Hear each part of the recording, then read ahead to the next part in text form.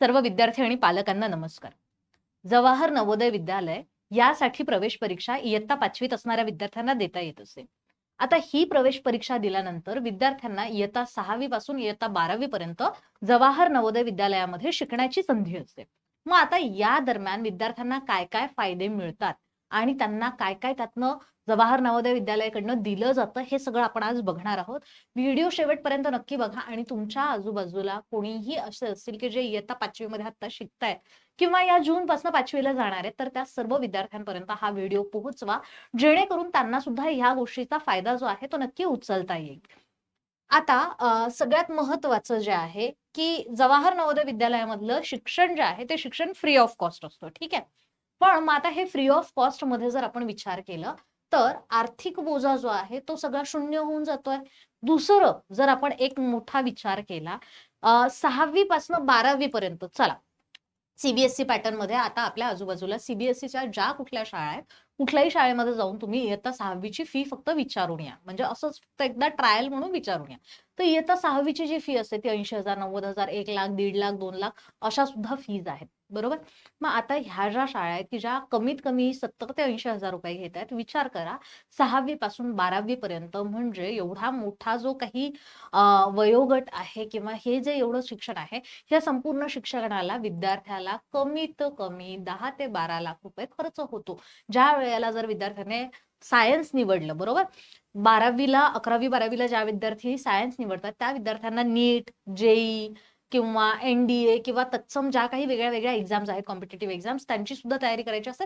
त्याची कोचिंगची फी आपण पालक वेगळी भरत असतो. मग ही जी सगळी फी आहे, हा जो सगळा आर्थिक बोजा पालकांवर येतोय, हा आर्थिक बोजा पूर्णपणे शून्य करून जर विद्यार्थ्यांना अतिशय दर्जेदार शिक्षण आपल्याला द्यायचं असेल, तर जवाहर नवोदय विद्यालय हे सगळ्यात बेस्ट आहे. ठीक आहे.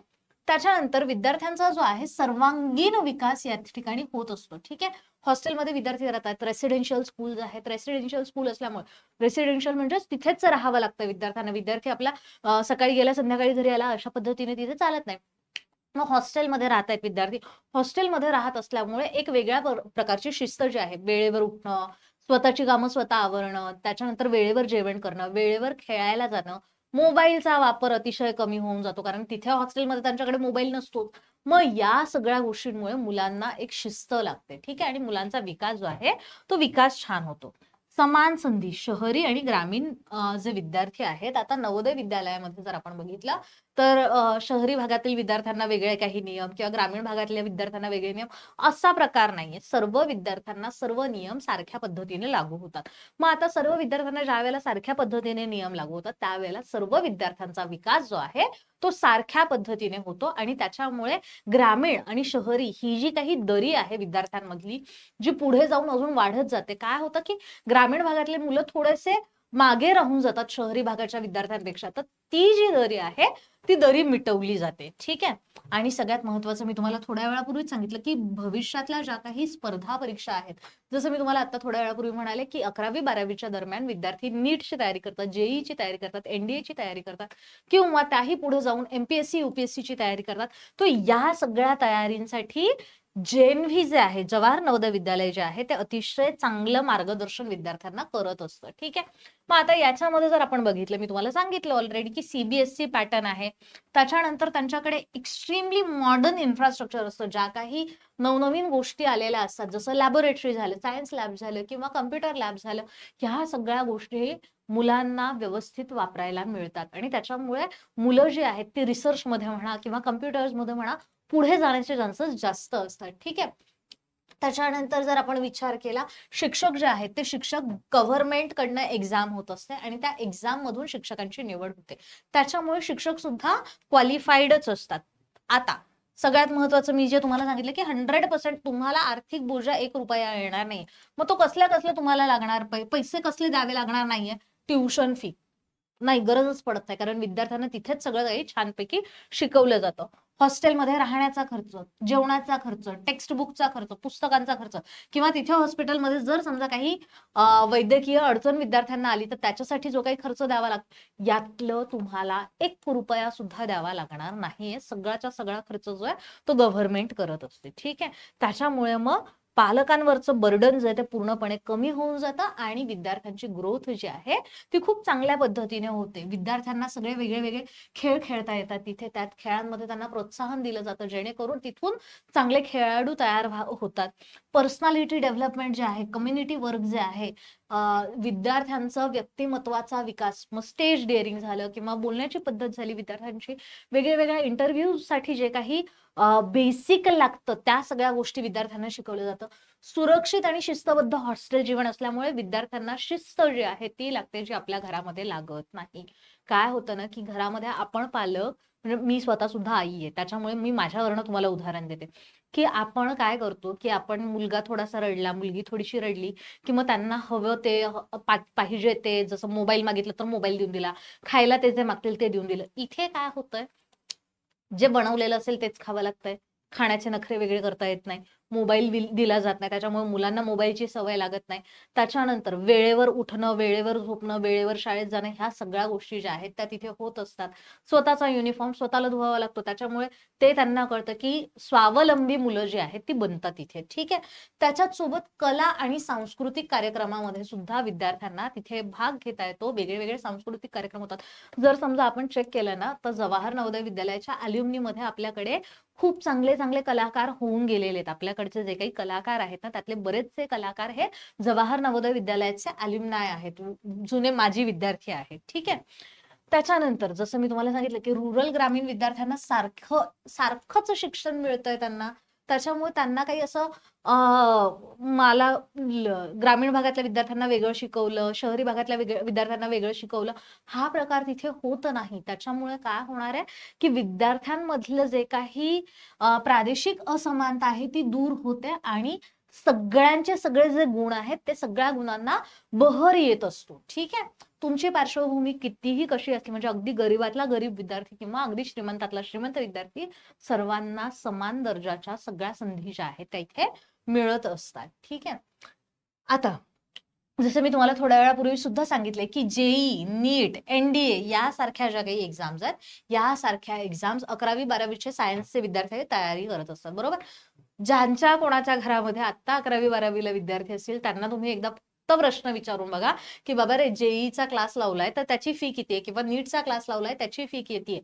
कमीत कमी सांगते मी तुम्हाला, 1 ते 1.5 लाख, 1 ते 1.5 लाख.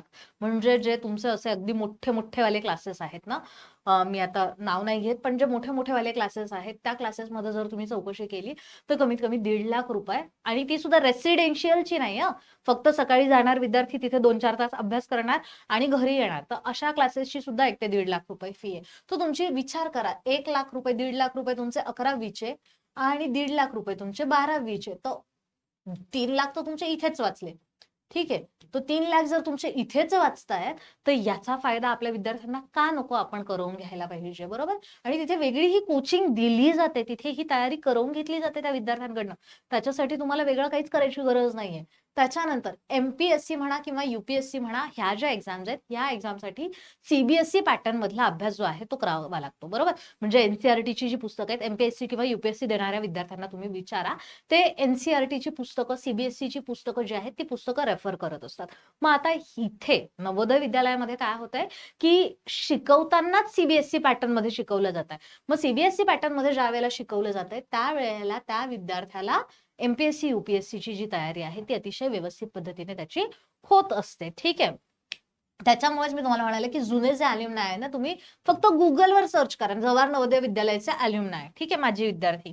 त्याच्यामुळे विद्यार्थ्यांचा स्पर्धात्मक जो काही पाया आहे तो पक्का होऊन जातो. मग आता याच्याकरता जर समजा तुम्हाला JNV मध्ये ऍडमिशन घ्यायचं असेल, तर जवाहर नवोदय विद्यालयामध्ये ऍडमिशन घेण्यासाठी तुम्हाला टेस्ट द्यावी लागते, एंट्रान्स टेस्ट द्यावी लागते. JNV टेस्ट म्हणतात त्याला. ठीक आहे. JNVST, जे जवाहर नवोदय विद्यालय सिलेक्शन टेस्ट. तर ही जी टेस्ट आहे, ही टेस्ट साधारण नोव्हेंबर-डिसेंबर महिन्यामध्ये होत असते. याची जर तुम्हाला तयारी करायची असेल, तर याकरता आम्ही घेऊन आलेलो आहोत 2026 ची मध्ये ऑनलाईन बॅच. आता ही जी ऑनलाईन बॅच आहे, या ऑनलाईन बॅचमध्ये तुम्हाला काय काय मिळणार आहे, तर सगळ्यात महत्त्वाचं म्हणजे संपूर्ण अभ्यासक्रम जो आहे तो विद्यार्थ्यांचा कव्हर करून घेतला जाईल. एक्झामच्या दृष्टीने जो काही विद्यार्थ्यांचा अभ्यासक्रम आहे तो पूर्णच्या पूर्ण त्यांचा कव्हर होणार आहे. ठीक आहे. दुसरं, लाईव्ह डाऊट क्लासेस किंवा चॅट माध्यमातून विद्यार्थ्यांचं शंका निरसन जे आहे ते होणार आहे. विद्यार्थ्यांचा लाईव्ह लेक्चर ज्या वेळेला असतात त्यावेळेला एखादी गोष्ट विद्यार्थ्यांना नाही लक्षात आली तर ती गोष्ट विद्यार्थी लगेच विचारू शकतात. त्याच्यानंतर आम्ही आमच्याकडनं रेग्युलर प्रॅक्टिससाठी टेस्ट विद्यार्थ्यांना देणार आहोत. डेली सुद्धा टेस्ट आमच्या सुरू होणार आहेत. त्याच्यानंतर वीकली सुद्धा टेस्ट आम्ही विद्यार्थ्यांना देणार आहोत. एक स्पेसिफिक सिलेबस कंप्लीट झाला की त्याच्यानंतर आपण लगेच टेस्ट जे आहे त्यांची सुरुवात करत असतो, जेणेकरून विद्यार्थ्यांना टेस्टचा सुद्धा फायदा जो आहे तो होतो. लाईव्ह आणि रेकॉर्डेड लेक्चर्स आहेत. लाईव्ह लेक्चर्स पण आहेत, रेकॉर्डेड लेक्चर्स पण आहेत. जर समजा एखाद्या वेळेला तुमचं लाईव्ह लेक्चर बघणं राहून गेला, मग तुम्ही रेकॉर्डेड लेक्चर नंतर कधीही बघू शकता, किंवा एखादं लाईव्ह लेक्चर तुम्ही बघितलं आणि त्या मिनिटाला तुम्हाला ते समजलं नाही किंवा नेट चाललं गेलं किंवा काहीही अडचण येऊ शकते ना, समजलं नाही असं आपण गृहीत धरूयात, तर तेच लेक्चर तुम्हाला परत पण बघता येणार आहे. बरोबर. म्हणजे तुम्ही ज्या वेळेला ऑफलाईन लेक्चरला जाताय, तुम्ही ज्या वेळेला एखाद्या शिक्षकांकडे जातायत शिकायला, त्यावेळेला काय होतं, ते शिक्षक एखादा टॉपिक एकदा शिकवतील, दोनदा शिकवतील किंवा खूप अति झालं तर तीनदा शिकवतील. तिसऱ्या वेळेनंतर तो शिक्षक काय म्हणणार आहे मला, की बाबा रे किती वेळा सारखे सारखे तेच प्रश्न विचारतोय, वेगळं तरी काहीतरी विचार, असा एक आपल्या डोक्यामध्ये येतो. बरोबर. पण इथे मात्र काय होणार आहे, की एक लेक्चर जर तुम्हाला एका वेळेला नाही बघून समजलं, तुम्ही पुन्हा बघा, पुन्हा बघा. त्याला लिमिट्स नाही. एक लेक्चर किती वेळा बघायचं याला काहीही लिमिट नाहीये. ठीक आहे. त्याच्यानंतर विद्यार्थ्यांचा आत्मविश्वास वाढवण्यासाठी विविध आम्ही सत्र वेगळे विद्यार्थ्यांचे घेत असतो आणि अनुभवी शिक्षकांकडनं विद्यार्थ्यांना मेंटॉरशिप जी आहे ती मेंटॉरशिप मिळत असते. त्यांचा जो काही तयारी आहे ती तयारी विद्यार्थ्यांची चांगल्या पद्धतीने करून घेतली जात असते. आता हे मोबाईल, लॅपटॉप किंवा टॅब यासारख्या कुठल्याही तुमच्याकडे जे काही असेल ना, त्याच्यावर तुम्ही बघू शकताय. त्याच्यानंतर रेकॉर्डेड व्हिडिओ तुम्हाला कधीही बघता येतील. आता सगळ्यात महत्वाचं काय, की तुम्हाला 6वी पासून 12वी पर्यंतचा मी तुम्हाला एकूण खर्च सांगितला, की 3,00,000 तर तुमचे फक्त 11वी-12वी खर्च होत आहेत आणि 6वी पासून 10वी पर्यंत 70,000, 80,000 हजार वेगळे. तो ह्या सगळ्यांचा जर विचार केला आणि राहण्या-खाण्याची सोय त्यांच्याकडनं आहे. प्लस युनिफॉर्मची सोय पण त्यांच्याकडनं आहे. प्लस तुम्हाला टेक्स्टबुक पण विकत घ्यावी लागणार नाही. वह्या विकत घ्याव्या लागणार. पेन्सिल, पेन काहीच तुम्हाला विकत घ्यायची गरज नाही. सगळ्या गोष्टी विद्यार्थ्यांना तिथे फ्रीमध्ये मिळतात. तो आपण जर समजा एक साधारण मोठी पॅकेज जर तयार केलं ना, तर कमीत कमी 10 ते 12 लाख रुपये आपले 6वी ते 12वी या दरम्यान विद्यार्थ्यांवर खर्च होत असतात. आता हे 12 लाख रुपये जर तुम्हाला वाचवायचे असतील, तर आमची जी ऑनलाईन बॅच आहे, त्या ऑनलाईन बॅचची फी आहे फक्त 4,999 आणि ह्या 4,999 मध्ये तुम्हाला सगळे लेक्चर्स दिले जातील, टेस्ट तुमच्या घेतल्या जातील. तुम्हाला खूप जास्त पद्धतीने, चांगल्या पद्धतीने तयारी करून घेतली जाईल.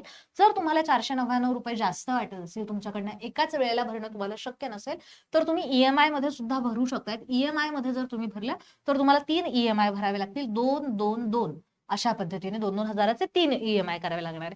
ऍडमिशन्स चालू आहेत, आपली बॅच चालू आहे. तुम्ही आताही ऍडमिशन घेतलं तरी सुद्धा तुम्हाला ती बॅच जी आहे ती लगेच बघता येईल. अशा पद्धतीने ही जी बॅच आहे ती तुम्ही लवकरात लवकर घ्या आणि जास्तीत जास्त बघा, जेणेकरून तुम्हाला फायदा होईल. नवोदय एक्झाम सोबतच आपल्याकडे इग्नाइट अकॅडमीमध्ये olympiad exam, Maharashtra talent search, MTS exam, त्याच्यानंतर मंथन, होमी भाभा, सैनिकी स्कूल, NMMS ह्या सगळ्या एक्झाम्सची तयारी सुद्धा करून घेतली जाते. तुम्हाला जर या परीक्षांबद्दल माहिती करून घ्यायचं असेल तर आमचा फोन नंबर आहे 8983345857. या नंबरवर कॉल करा, म्हणजे तुम्हाला तुमचे जे काही प्रश्न असतील त्या प्रश्नांची उत्तरं सुद्धा मिळतील. थँक्यू.